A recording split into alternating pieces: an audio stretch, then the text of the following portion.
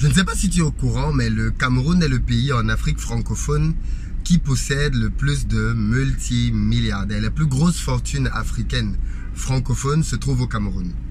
C'est paradoxal parce que quand tu viens au Cameroun, tu te demandes mais comment ça se fait?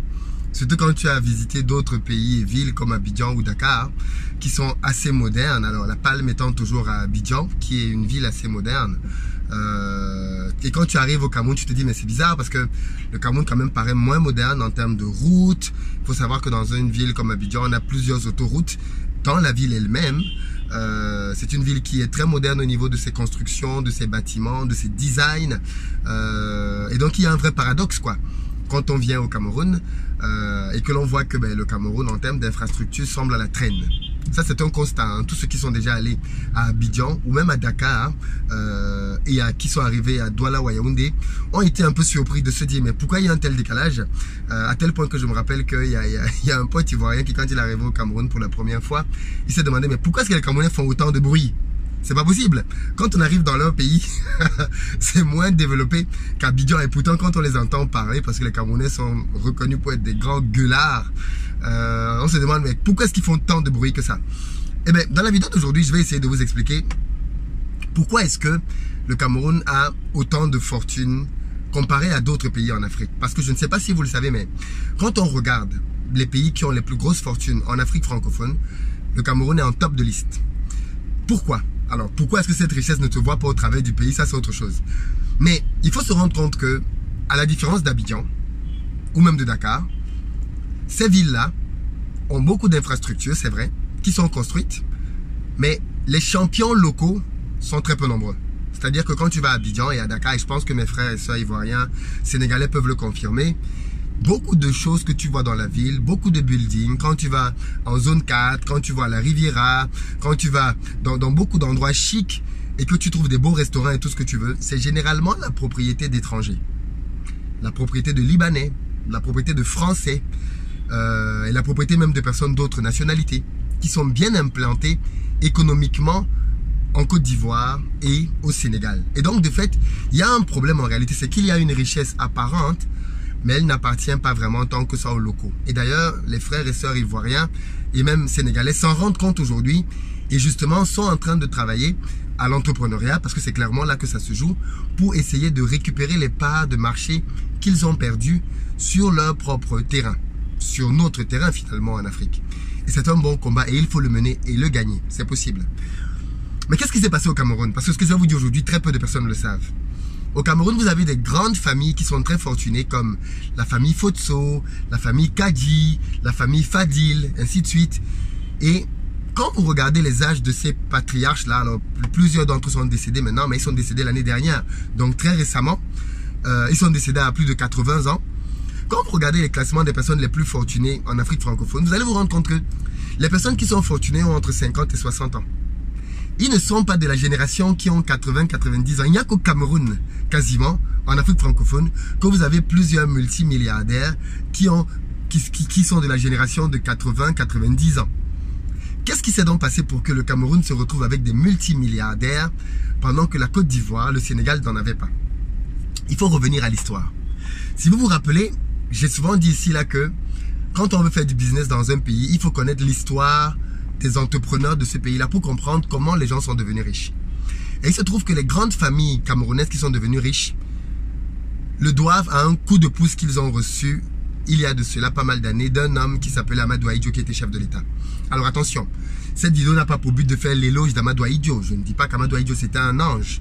Au contraire, c'est quelqu'un qui avait un régime assez autoritaire et donc pour tout ce qui était démocratie, c'était pas trop son dada. C'est même quelqu'un qui avait une relation d'assistanat avec la France, qui considérait qu'il devait aller apprendre auprès des gouvernements français comment diriger le pays. Donc à plein d'égards, on peut critiquer, on peut ne pas être d'accord avec beaucoup de choses qu'il a faites. Mais s'il y a au moins une chose dont on peut lui reconnaître le mérite, au moins une parce qu'il y en a eu d'autres, hein, c'est qu'il a contribué à créer des champions locaux. Et comment ça s'est fait? L'histoire raconte que Amadou Ahidjo à Yaoundé, parce que ça je l'ai appris à Yaoundé pendant mon séjour, là je suis revenu à Douala. D'ailleurs là tout de suite je sors de Bruxelles Airlines où je viens de modifier nos billets d'avion Donc c'est bon, on devait repartir ce soir pour Paris. Donc là c'est bon, on a reprolongé le séjour, on est encore là, il y a beaucoup de business à faire ici. Et donc il faut clairement être dans l'action ici. Donc, et puis clairement il n'y a pas d'intérêt à aller se confiner dans le froid en France. Parce que je sens un troisième confinement arriver très bientôt. Bref, donc du coup je disais, Amadou Ahidjo, qu'est-ce qui s'est passé et qu'est-ce qu'il a fait? Il s'est passé qu'il se promenait dans les villes de Yaoundé. Et à chaque fois qu'il s'arrêtait devant une infrastructure pour se renseigner, on lui disait, oh ça appartient à un Libanais. Il va un peu plus loin. Et ça appartient à un Grec. Parce que les Grecs étaient très présents au Cameroun à l'époque. Et ça appartient à un Français. Donc il se rendait compte que le pays commençait à se développer. Mais l'essentiel des personnes qui possédaient l'économie, c'était des étrangers. C'était des Libanais, des Français, des Grecs et autres. C'est pour ça d'ailleurs que vous allez vous rendre compte que quand vous venez au Cameroun, il n'y a pas tant que ça de Grecs. Il n'y a pas tant que ça de Libanais qui possèdent des choses. Les Libanais sont présents, mais vraiment minoritairement par rapport à la Côte d'Ivoire et au Sénégal. Il y a très peu de Libanais ici qui ont des choses. Par rapport, je te précise bien, à ces deux autres grandes capitales. Je parle de ces trois-là parce que ce sont les trois grosses économies francophones. Qu'est-ce qui s'est donc passé au Cameroun? C'est que Ahidjo, après avoir vu ça, Ahidjo a été choqué. Ahidjo a été choqué de constater que ce qui est en train de se profiler, c'est qu'on va être dans un pays dans lequel uniquement des étrangers vont manger la richesse du pays. Et donc Ahidjo a décidé de mettre un terme à ça, ou du moins de créer une stratégie pour contrecarrer ça. Et qu'est-ce qu'il a fait? Il a décidé de réunir plusieurs jeunes entrepreneurs de son pays et il a décidé de faire d'eux des multimilliardaires. Qu'est-ce qu'il a fait? Il a pris un certain groupe, les Fotso, les Kadi et d'autres, et il a décidé que pendant 5 ans, ces jeunes-là allaient faire du business sans impôts à payer, sans douane à payer et avec de l'argent à disposition qu'ils allaient rembourser, mais avec des taux d'intérêt ultra faibles. Pendant 5 ans. Alors attention, je ne suis pas en train de dire que ces grands messieurs n'ont pas eu de mérite.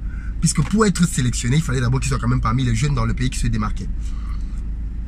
Donc il a pris un certain nombre de jeunes comme ça et il les a propulsés milliardaires. Parce que, imaginez juste, aujourd'hui, si on me donne à moi ou à d'autres entrepreneurs dans ce pays ou un autre pays d'Afrique 5 années sans payer d'impôts, sans payer de douane, donc tu peux faire descendre le matériel industriel et avec de l'argent que les banques peuvent te mettre à disposition sans payer beaucoup d'intérêts dessus, je pense qu'en 5 ans, on va demander à Papa Dangote de nous faire une place à côté de lui. Clairement, 5 ans, tu as le temps de bâtir quelque chose de phénoménal. Et ces industriels-là ont profité de ce boulevard-là. Clairement. Ils ont profité de ce boulevard-là pour se lancer en entrepreneuriat de manière massive et pour commencer à entrer dans le domaine des industries.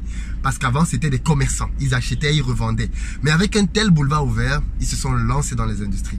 Voilà donc comment est-ce que Amadou Ahidjo, au travers d'un seul acte politique, a permis que des champions naissent au Cameroun. Et ses compères n'ont pas fait la même chose. Senghor n'a pas fait la même chose. Houphouët-Boigny n'a pas fait la même chose. Voilà pourquoi est-ce que vous allez vous rendre compte qu'en Côte d'Ivoire et au Sénégal, ils n'ont pas des multimilliardaires de cet âge-là en fait. Oh, la famille Kadi, la famille Fotso, ce sont des familles qui emploient aujourd'hui au Cameroun au moins 10 000 personnes, quoi, des milliers de personnes. Parce que un président un jour a pris une décision politique qui a eu un impact majeur sur l'économie de son pays par la suite. Et ceci, en réalité, est une interpellation à deux catégories de personnes. La première catégorie, ce sont nos dirigeants. Et je sais que beaucoup de personnes dans les gouvernements suivent cette vidéo. On en a eu la preuve à plusieurs reprises. Des ministres suivent ces vidéos parce que leurs enfants suivent cette chaîne, parce que leurs neveux, leurs cousins, des directeurs généraux d'entreprises suivent cette chaîne, des gens qui sont haut placés suivent cette chaîne. Et j'ai envie de vous demander pourquoi vous ne faites pas la même chose. Comme vous savez en Côte d'Ivoire, au Sénégal, au Mali, au Burkina. Pourquoi est-ce que vous ne décidez pas quand vous voyez vous-même nos économies aujourd'hui? Vous voyez à quel point la France, au travers des entrepreneurs comme Bolloré, vous voyez à quel point les Libanais, à quel point d'autres nationalités viennent dans nos pays et ont des facilités pour lancer des business. Pourquoi ne pas créer, vous aussi, à votre tour, des champions nationaux? Des champions locaux qui vont demain être des multimilliardaires et qui vont servir de contrepoids. Parce que vous le savez très bien et je pense que l'aventure nous le démontre bien. Des étrangers ne développent pas un pays, c'est toujours des locaux. Il y a un patriotisme qui fait que quand un local investit dans son pays ou dans son continent, il ne fait pas rapatrier les fonds à l'étranger comme le ferait par exemple beaucoup d'autres fortunes. Regardez Dangote. Dangote n'est pas en train d'envoyer son argent dans des paradis fiscaux partout dans le monde entier. Ces sociétés sont essentiellement en Afrique et ils redistribuent l'argent sur le continent. Et clairement, pour arriver à un certain niveau de fortune, il faut le dire, vous ne pouvez pas arriver à un certain niveau de fortune sans l'appui d'un gouvernement. C'est impossible. Impossible. Vous avez besoin qu'un gouvernement vous soutienne. Et moi, c'est clairement un appel que je lance ici au gouvernement africain. Soutenez-nous. Soutenez les jeunes entrepreneurs. Soutenez-moi. Clairement, si quelqu'un dans un gouvernement entend ceci et il est prêt à me soutenir, vous me contactez. contact@investiropays.com. Vous faites écrire par quelqu'un de votre cabinet et je vais prendre attache avec vous. Clairement. Parce que ça d'où on en est, on a besoin que des gouvernements nous créent des boulevards pour pouvoir créer de la richesse, créer de l'emploi et faire que nos richesses sur place soient développées par des entrepreneurs locaux. Clairement. Et il ne faut plus avoir la peur de dire que ces personnes-là vont devenir des politiciens. On a vu tous les multimilliardaires dont je vous ai parlé au Cameroun. Aucun d'eux n'est devenu politicien. Aucun d'eux.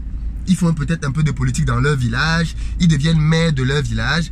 Mais au contraire, ils sont des relais pour les gouvernements. C'est pour ça que vous allez voir que les familles Kadifot et autres étaient des relais indéfectibles pour les partis au pouvoir. Parce qu'ils savaient qu'ils étaient devenus ce qu'ils étaient devenus grâce à ces gouvernements-là.